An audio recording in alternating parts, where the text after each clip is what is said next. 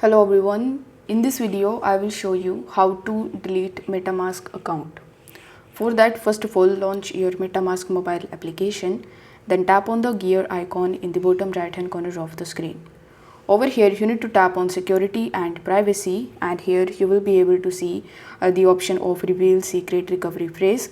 Now before deleting your MetaMask account, if you want to recover it in the future, then I would recommend you to first save your recovery phrase somewhere safe so that you could recover it when you change your mind. But most probably if MetaMask account is deleted, you can't actually retrieve it. But if you want to try it out, then I would recommend you to first keep your recovery phrase safe somewhere. Now once this step is done, on this page you just have to scroll down, and here in the bottom you will be able to see the delete wallet option.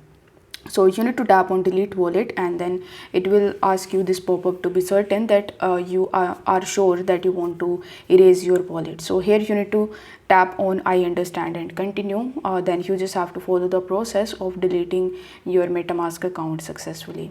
I hope this video was helpful, and if it was, then don't forget to like the video and subscribe to the channel.